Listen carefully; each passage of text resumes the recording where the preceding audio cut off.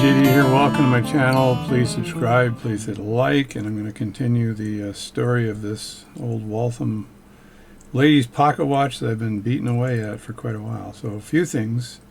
Thing one is it's running really well now, so no issue there. Thing two is that I can set it now and I can turn the hands, so I did put a plug in there that you saw earlier. Thing three is I've got the old hands here. The only thing I have left from the old hands is this part here, which was the hour hand, and I have a bent minute hand that it had here, and I still can't find or source yet a seconds hand. I have some seconds hand, I'm just trying to figure out where they are. Plus, it's missing a couple of dial screws that I figured I'd put in later, and I found my assortment of Waltham factory dial screws, and they're looking kind of like this. If I just show you this quickly here, so there's some dial screws. So I've got to go in there and see if I can find a couple of dial screws for this, because it has one dial screw in it, and it should have two more, although it probably would survive without the two other dial screws. You want the dial to be a bit more firm in there, even after I snap in the cover. But I did manage through all the hands I have to find two hands. Now the problem I have is that they're both too big. So if I look at this set of hands here and I throw those on the watch like that, they're just slightly too big. So that one there fits like that. That's too big. Also, I think it doesn't go the other way. It goes that way. So there it is there. And then this one would go right on the top like this for the minute hand. And this one is also just a bit too big like that. But I believe I can use my staking set to reduce the size of the hole. So the first one here, what I'm thinking I can do to reduce the size of the hole here is use a conic shaped stake. Let me get one for you. There's a stake there, and it's got a bit of a cone in it. So this stake here, I believe, would help reduce the size of the hole. The other thing I could do is use my jeweling set and use that to just press down on it to reduce the size. And what that does is it takes this is probably the wrong size, but you would take this part of it and you'd put it in here, and you likely could use the reverso part of the staking set, and then you actually tap down on this, if you have the right stake in the reverso, to close the collar on this. And if I get to close the collar just a bit, then it's going to fit on the watch without a problem. So we're going to try doing that first. And the second thing I need to do is close this hole, and the only way to close this hole is with a round stake. So you're taking a round stake, and I likely will take that, I think I'll take that from the back, and you're tapping down on that to close that hole. So that should work as well. And these are two hands I've found. I do not have a lot of hands for this size watch. Again, the ladies size 0 pocket watches are a total pain in the butt. That's why they're not valued. If you're just buying them, they're not valued. But this is a sentimental watch that a grandmother's mother owned it. So that's why I'm working on this watch. So let's get at this and try to see if I can reduce the size of that hour hand and go from there.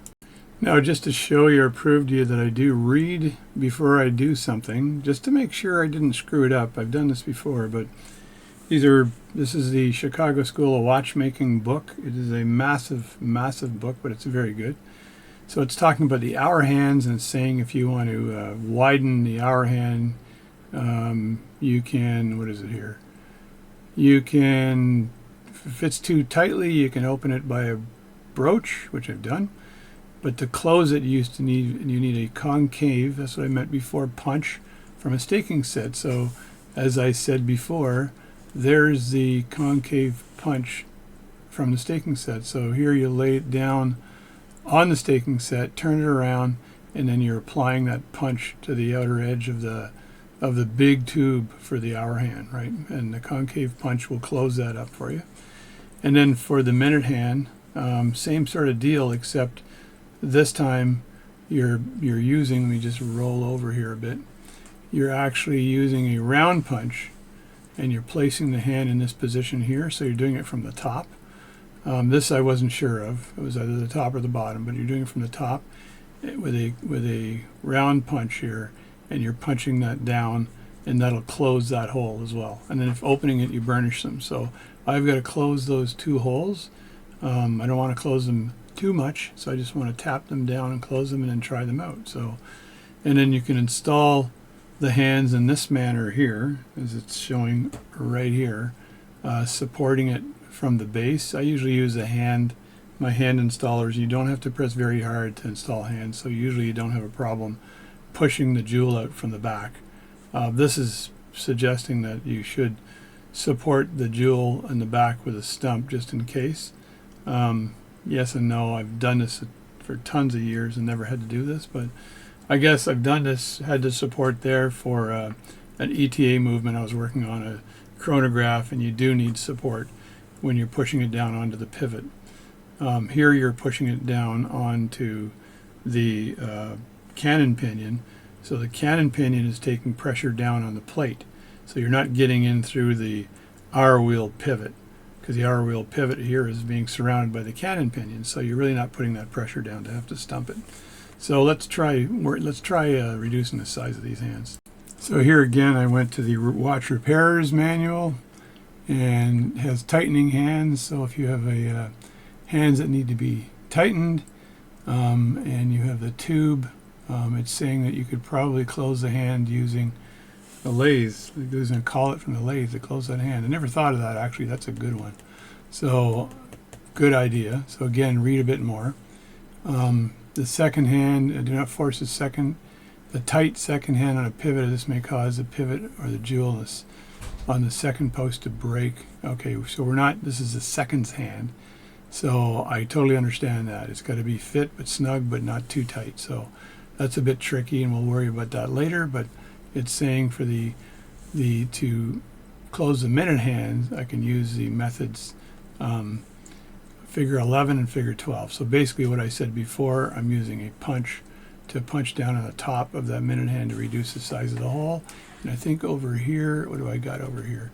That's broaching, and there I got the same thing I had before, where I'm using a convex. Is that convex? I think it's a convex, to shorten or basically take the hour hand. The conical section of the punch contacts the short tube of the hand enough to give it a firm hold on the hour wheel. So basically I'm punching down on that. So it's exactly the same information I had before. I don't need to increase the size of the hand, so I'm not worried about broaching. I've done that before, and I've got tools for that, which are absolutely needed. So I guess you get my point, is that you need to read these manuals again, because you may be missing a step or not doing it right. So recommend doing that so you don't have a problem with from performing this particular job or any other job. Bring the manuals out again, or the books out again, read it, and read it again, and make sure you don't screw it up. Alright, so here we have the full Binford 4000 staking set. Oh, by the way, when I took the watch out of the movement out of the case to find another dial screw, the little plug I made fell out, and I couldn't find it. So I had to go make another plug on my lathe. This is one of my most depressing moments. But it turns out I found the steel rod I made the first one with, and it was already carved to the right square. I just had to part it off, smoothing out the edges, guess at the distance, which I did a good job at, and it's back installed on the watch, and everything's good. So it works, sets and winds. So we're good. And now the movement, the face is on there good, because I found the dial screws necessary to hold it in, going through the million screws I have to find the dial screws. So now I need to find take the staking set here and get the right concave stake to very slightly tap down on this particular hand. So the first hand I'm going to do is the hour hand, and this is the hour hand right here, folks. That's the hour hand there, and I got to find a stake that'll allow me to tap down on that. There's my arm. So what I'm going to do is I'm going to just touch this with some Rodico here to pick it up. That way I don't lose the damn thing or bend it. So here's the Rodico, and I've got the hand on here, and I've got a bunch of stakes here, and I just want to make sure I have the right stake to go over the edge of this hand and then get it. And I think there's two stakes here. This one might be the right one right here, or the one beside it might be good too. This is a little stake pulling device here, so you can just do that. It grabs it, and then you can look at this stake up close to see if it's at all the type stake I'm looking for. It sort of is.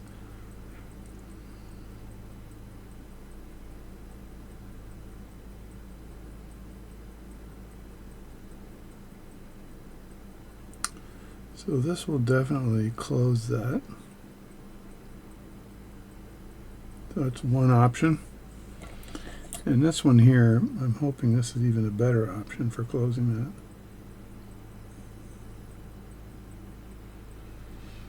that. And I don't want to bend this hand. It's in good condition. So look at this here.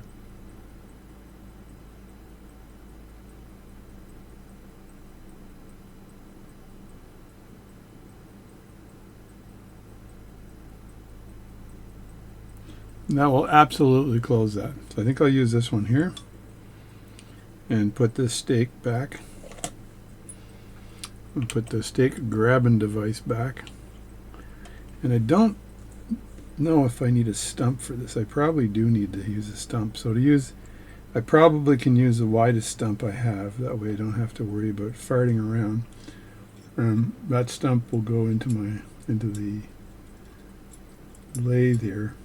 Or sorry, the anvil. This stump seems to be a non-fitter. The stump seems to be maybe from a different set,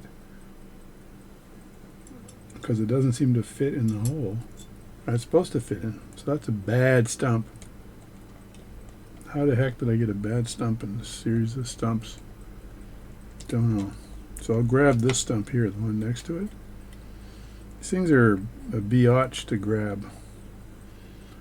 And I think that just goes into one of these holes here, because I'd rather have the hand raised up a bit when I do this. So that's good there. So I'll get rid of all this and get the other things on camera. So I've got the staking set here. I've got the stump. I should probably center this here, so I get a center stake out to do that with. And that's just a stake that looks something like that. And you throw that down the center, and then the stump is just sitting in there, and get it sort of centered like that. Like that. And now that's centered, and then I just need to lay the hand down. So that's now centered, and so I have my stake here, and I'll just make sure I dab that with Rodico to make sure there's nothing in there. So it's relatively clean, and that goes right down like that. So my hand now goes right in there. So let me just get my Rodico here to stretch it out. Just stretching out a piece of Rodico here, just clean it up a bit.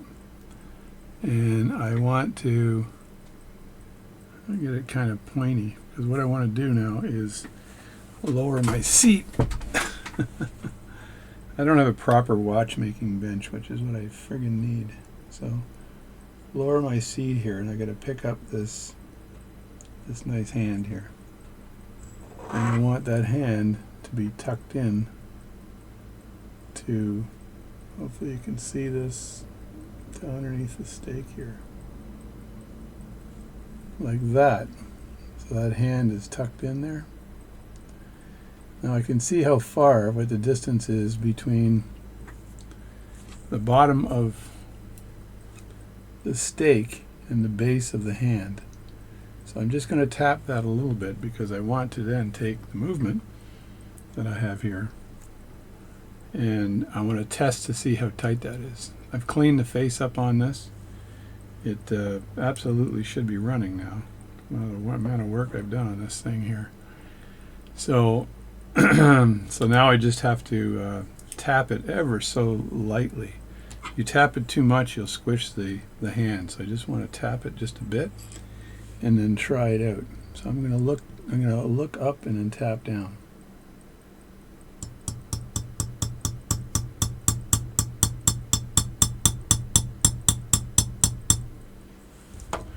That's all I want to tap. And now I want to take that hand, see if I can grab that hand without ruining anything here.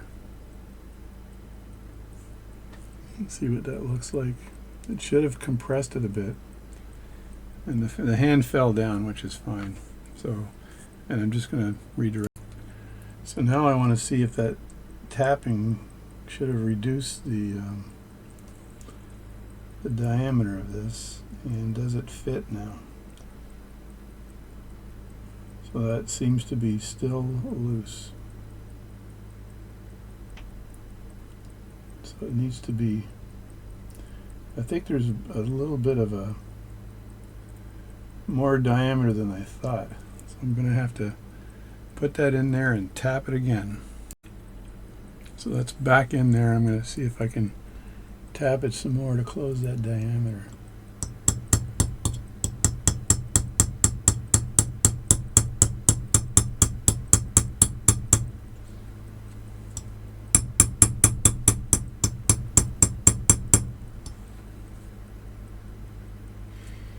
Just a bit more, I think.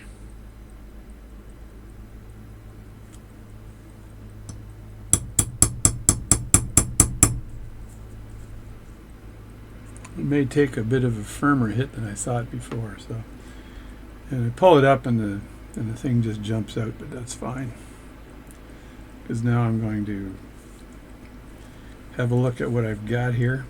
Just redirect my camera here. It's not that professional, but what the hell, right? And I want to see if this thing is actually reduced in size. Looks like there's still a bit of a gap where it could be, so.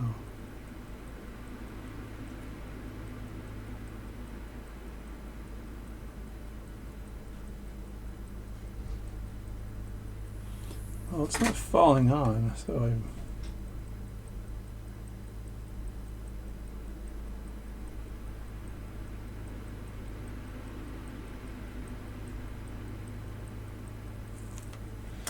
I may in fact have done it. Maybe I did a bit too much this time. Let me see what I've got here.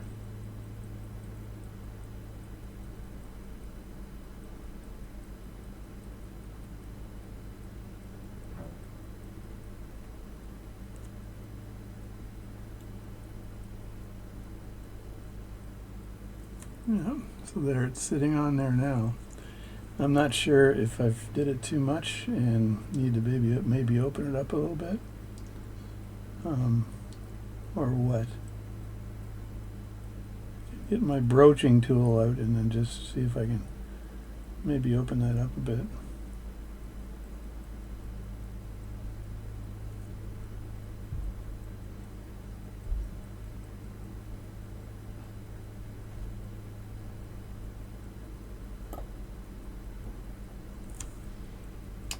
Alright, that's not on properly, but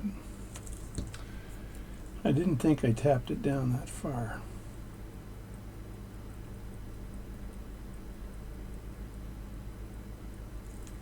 But perhaps I did. Now I got to open it up just a tad.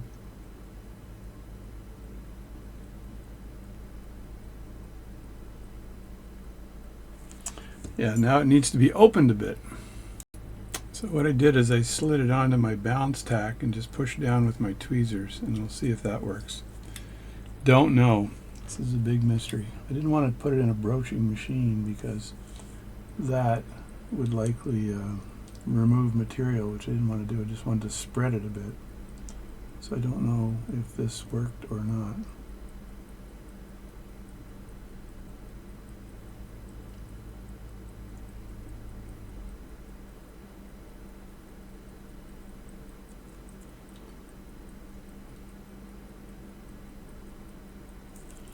So there should be a better way for me to approach this.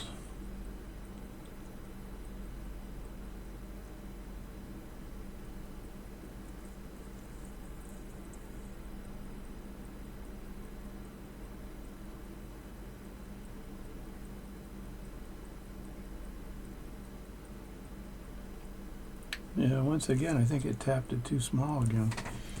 So let me work at this for a while and get right back. So I definitely need to hold this in my broaching tool and then broach it from the outside just to widen it just a bit. Alright, here's the tool, and you need this tool and you need a rubber band to hold the back end of it, or this will not work. So you approach, you put the hands in the broaching tool, kind of rotate them out a bit. There's the tip. Once you find the right hole size, you close down on it like this, like that, and then look through the base, and the bottom is on the other side, so you're going to approach it from the bottom. So you tighten this tool like this, and you tighten it well, like that, and I just tend to put a rubber band around the back end just so it doesn't go anywhere. You don't want to lose the grip on the tool while you're doing this job. So now in this case here, I'm going to have to broach it just a bit to get it to fit. So let's try this out here. So what I have here is like a tapered file, because I really don't want to use a squared broach on this hand. I just want to taper it out just ever so slightly. So that other side is the bottom. That's the bottom there. And I'll just make sure I confirm that is the bottom. Look at it from this side. Yeah, I think that's absolutely the bottom. So I want to go in from the bottom, like this, and just rotate this file just a bit here. See if I can open that up a bit. And I don't want to open it up too much, because then I'll be playing the open-close game, which is no fun at all. That may just be enough. I may end up opening it too much and having to close it again. It's a matter of millimeters or whatever. Let's see what I got here. Was that able to open that up? I think it was. Yeah, I can see that that's open more. And now, the cannon pinion on this thing is not the nicest cannon pinion in North America. It's kind of rough.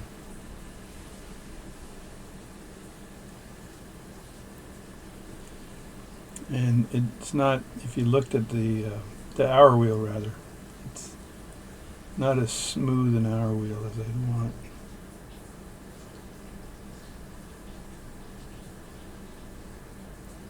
Snug this down onto.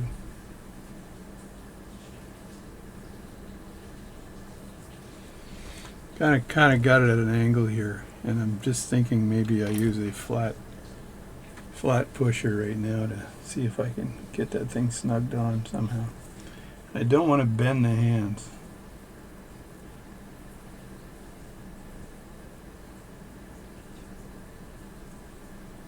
I'm just trying to see if it is going on at all.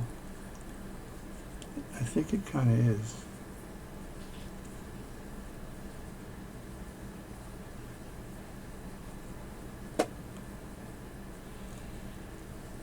Yeah. It's kind of resisting a rest on the edge here.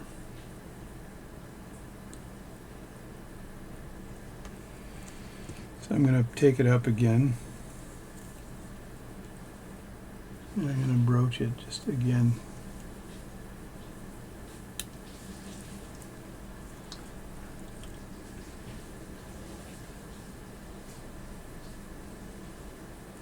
Yeah, the cannon pinion, or the hour wheel on this is not the nicest hour wheel in North America.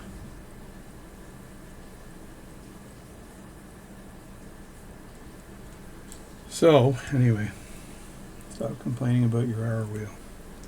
So put this back in the device and then do it again. Once again, I got to remember what was the bottom and what was the top. So I know that's the bottom this time. and it's the fourth one over. So I can stick this through and just rotate it a bit. Try to keep things squared off as I do that.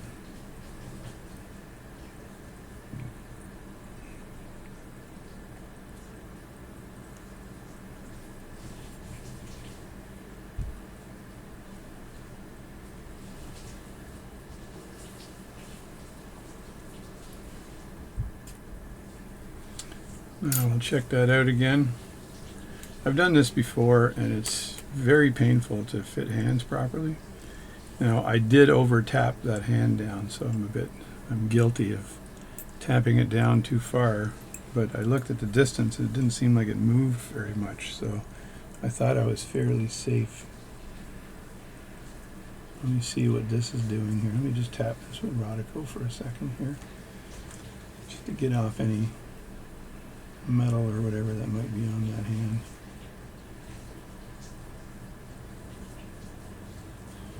And then grabbing them and putting them back and all that, oh my God. When someone comes and says I don't have hands for my watch, I'm like, oh, go away. Please. Please go away. I'm going to use my fingernail here and see if I can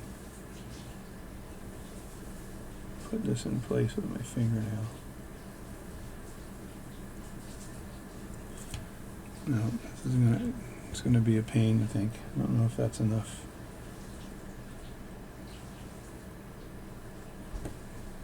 Oh, it's going down.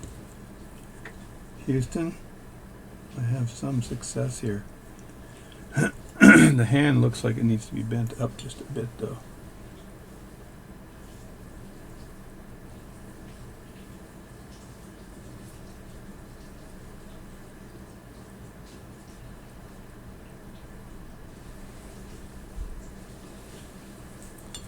All right, the hand is on. It is on, folks. We've got success. I've got to look at the clearance now because I think it needs to bend up just a bit, because there has to be a decent clearance between this hand and the second hand. So I usually can ride that around and just shape it just a bit. Yeah, it needs to be bent up just a bit here.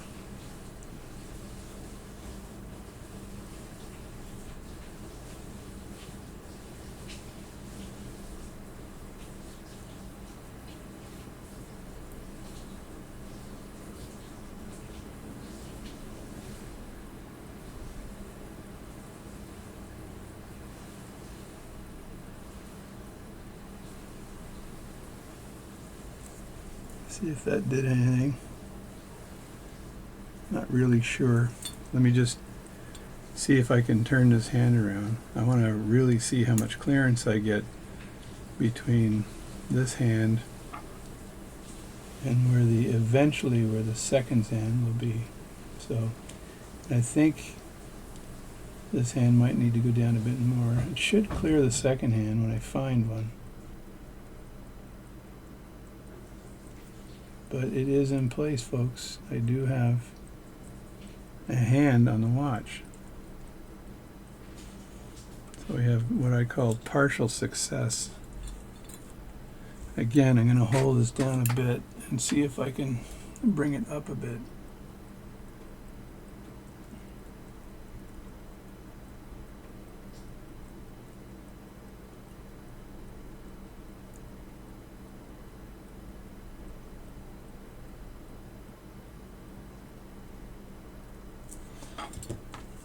Doing that without snapping it. Okay, that's pretty good there. And as you can see, it's working. So that's this hand. That's one. And now I got to do the other one here. The other one is a matter of it's fitting on to loose. So I do have the original, but I don't think I can use the original because it's just too forked up. To take this one here and see if I can somehow narrow this to fit on there. I'm actually not sure if that's possible, but I'm going to try. The other thing I think I want to do is clip the end of this. Just take a little tiny bit off, so the pointer isn't so far out. Now I do have the world's most precise and best nippers. This is, pick these up. They're pretty expensive if you buy them. They're Scarlett tools. So what I want to do here is just nip off, and I kind of eyeball where I want to nip it, but nip off the end of this here before I try to fit it on. And I think I have a few of these hands, so I'm not too concerned, but what I'll do is I'll hold it in my tweezers and then just grab the end of it and see if I can just nip that off. This might not be camera worthy.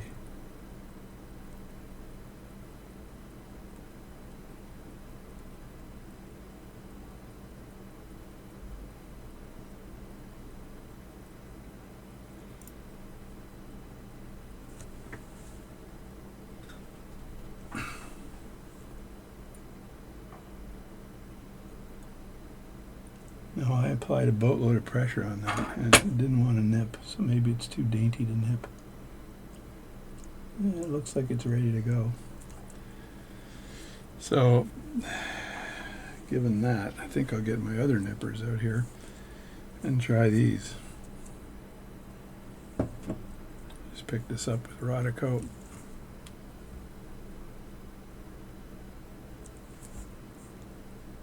Kind of know where the line is that I had already.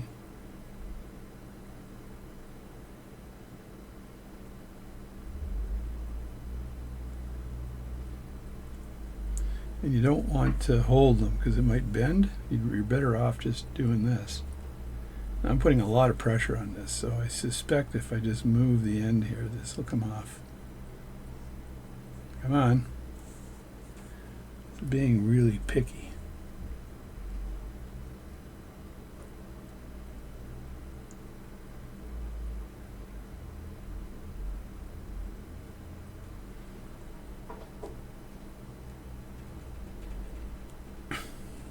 Wow. Well, there we go. I'm going to dump the leftover in my tray. So that's done. And now let me see where the end part ends up. I'm talking like it's a golf game.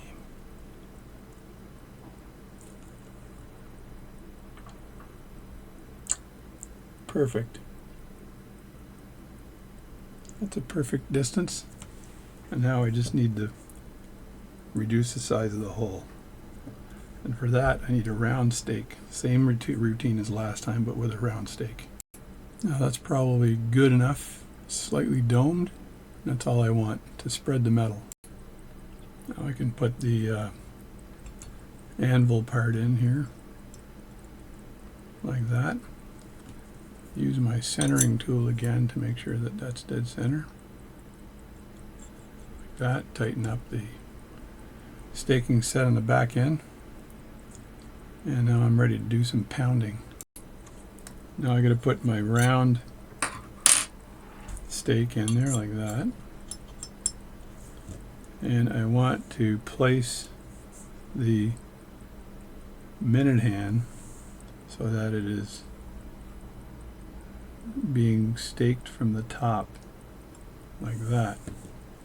And that should naturally find center, but I'm going to make sure I've got center here and look really closely here.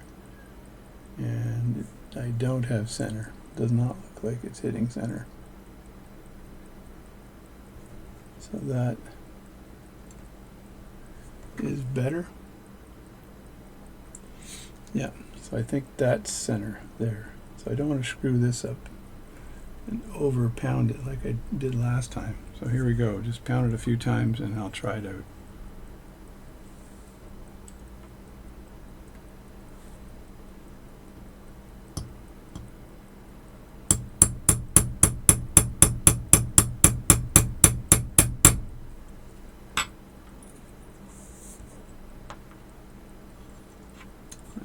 Just let it fall when you're working with this. These things don't weigh anything, so they're not going to get damaged falling.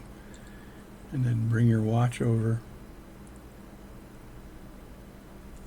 and see if you've got anything going on here.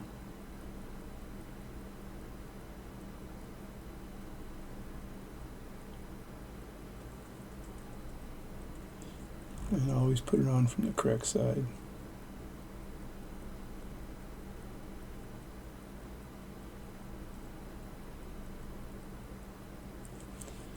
No, it's got to be just a bit more.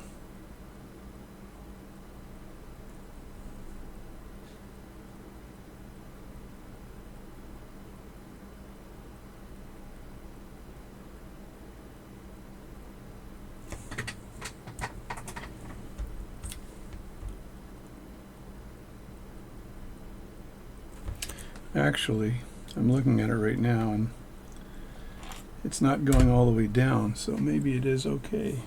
So I'm going to take the hour wheel and set it at 12 and move this wheel over, but I'm going to try to hold it down while I do that. And I might need a different device here to set this up.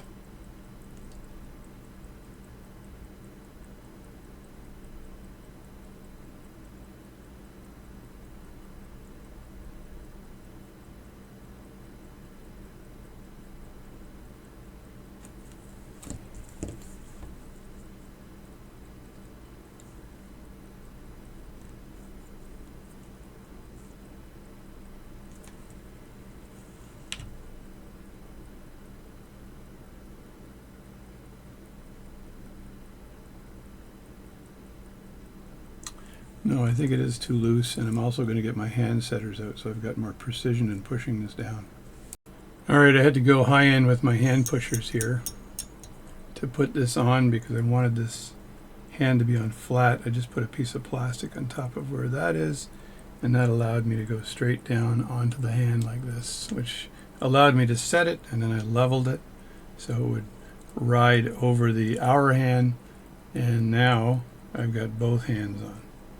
So I'm almost done this. What I don't have is the sub-second dial hand. I don't have the seconds hand. I know I have a bunch of those seconds hands, I just don't know where the heck they are. So I'm just going to bring this back up. I do have to get rid of some fingerprints on this thing because I inevitably put prints on it with my fingers, and I probably shouldn't have, but I've got them fairly well lined up, I think. So there we go. I'm just going to watch it to make sure the hands actually turn and all that wonderful stuff, and see if I can find those other hands somehow, and just put all the rest of the stuff away. It's been quite a challenge, this watch. So did not have the right hands. I had to size the damn things, so which is not easy, as you could see, right? Especially that first one where I crunched it down a bit too much. It just goes so fast that you don't know kind of how much you've done. And by the time you've done it, it's too late. It's already too small, so then you got to broach it up like I did. So that's it. That's it for the video today. Hope you enjoyed my trials and tribulations. I did do a lot of swearing today, I got to tell you. I was mucho pistafo about this particular project. There's no amount of pay that these people could pay me to get for the amount of time I've put on this, I don't think. So it's frustrating as hell. So anyway, hopefully you've had similar frustrations in repairing your watches out there. So thanks a lot. I'm going to make the video now. This was a tough one, I'll say. Bye-bye. So I promised to show you all my failures and mistakes. Well, I get the hands on finally, and it's running. I had it set at 12 and it's running, which is great. I still can't find, and I got to look at my stock. I can't remember where the heck I put them, but the sub-dial seconds hand. This might be hard to get because it's a size 0 pocket watch, unless I've got some other size 0 in my inventory that I want to steal it from. But that is going to be hard to get. The second thing is I forgot to put the friggin' dust ring on before I reassembled everything. So I got to disassemble it all and put the dust ring on. I am so pissed off. So this is the frustrating part of watchmaking. I don't think I've ever been as frustrated with another watch. This one here has just challenged the heck out of me. So the problems it had were a lot. So it started off with that small jewel and the balance cock that needed to be replaced, but that wasn't a huge thing. It's all the rest of it, and the fact that I had to make another stem stump in here because I took it out and the other one just decided to fly somewhere and carpet or whatever. So I had to make another one on the lathe. I did that and installed it. Everything works perfect. Sets, winds, no problem. The hands were a real pain. I had to find the hands, and as you saw, I reduced the size a bit too much. I didn't think it would go down that much, but I didn't realize the taper on that anvil, or the taper on the stake, was more than I thought it was. So I had to play with that for a while, and it's probably got more stuff coming because now I got to take it off to put the damn ring on, which is really pissing me off. I don't know why I forgot it, but I just forgot it. So everything else is fine. I did find screws for the dial, so that's a good thing.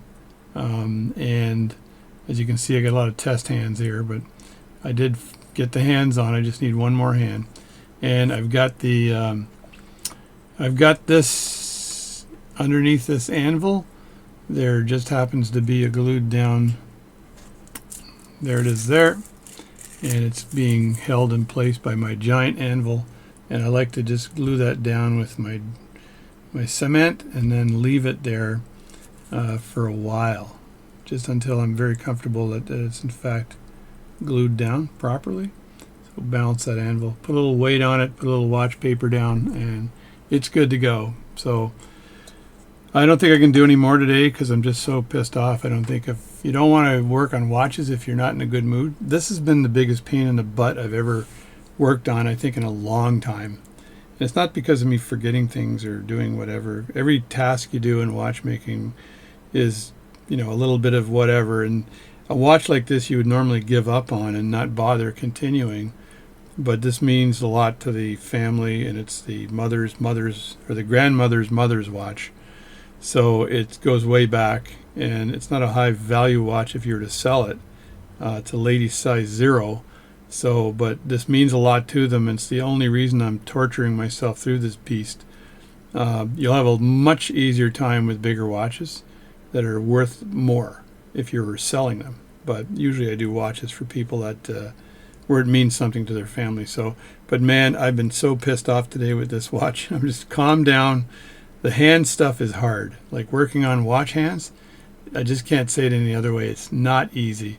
I'd rather build a jewel setting or make a balance staff than do this, because hands are a pain in the ass. So I said the A word, and I try not to swear too much. But anyway, that's it. And I'm probably going to show you the end product after I find a seconds hand and make sure I get that fit on the pivot properly and all that. That is not going to be easy. I can feel it right now. So that'll be a whole other project, because if the pipe for that thing is too small, I'm going to have to somehow increase the pipe by broaching it. If it's too large, I've got to somehow shrink it. I just don't want to ruin the pivot on the fourth wheel. It's not an easy thing. So I may give my friend Dave's Watch Parts a call and see if Dave's got a sub-dial second hand for this particular watch, so I don't have to modify one. It's not my watch, and I don't want it to deal with having to replace that fourth wheel if for some reason it snaps. I don't know. So it shouldn't, but you never know. It's a lot of work. So I think there's probably another 2 hours worth of work to get that second hand in there and in place. So anyway, thanks for watching my video. Sorry for the frustration. I hope you feel the exact same frustration often when you're doing watch work. Thank you very much. It's supposed to be a relaxing hobby. Ha! Good one. Anyway, I'll see you later. Have a good day.